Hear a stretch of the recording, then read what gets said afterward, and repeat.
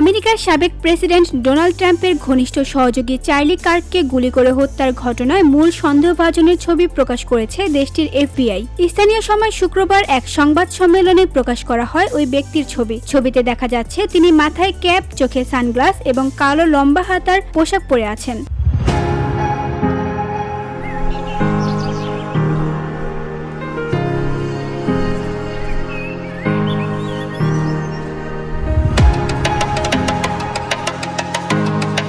FBI জানিয়েছেন এই ব্যক্তির তথ্য দিয়ে সহযোগিতা করার জন্য ঘোষণা করা হয়েছে $1 লাখ মার্কিন পুরস্কার। বাংলাদেশি মুদ্রায় এর মান প্রায় 1,21 লাখ টাকা। গত বৃহস্পতিবার উটাহ ভ্যালি বিশ্ববিদ্যালয়ের প্রাঙ্গণে একটি অনুষ্ঠানে চার্লিকে লক্ষ্য করে দূরের ছাদ থেকে গুলি করা হয়। তখন তিনি মাইক্রোফোন হাতে সামাজিক ইস্যু নিয়ে বক্তব্য দিচ্ছিলেন। ভিডিও ফুটেজে দেখা যায় গুলিবিদ্ধ হওয়ার পর তিনি গলার কাছে হাত ধরেন এবং আশেপাশে আতঙ্ক ছড়িয়ে পড়ে। অনেক দর্শক চিৎকার করে ঘটনাস্থল থেকে পালিয়ে যান।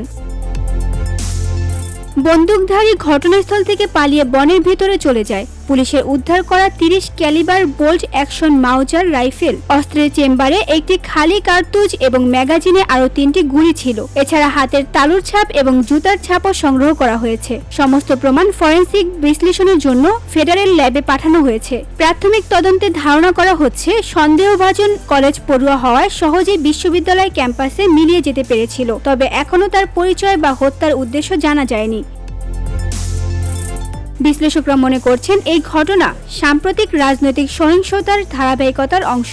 এই হত্যাকাণ্ডের নিন্দা জানিয়েছেন ট্রাম্প সহ ডেমোক্র্যাট নেতারা। ট্রাম্প ঘোষণা দিয়েছেন চার্লি কার্ককে মরণোত্তর প্রেসিডেন্সিয়াল মেডেল অফ ফ্রিডম প্রদান করা হবে।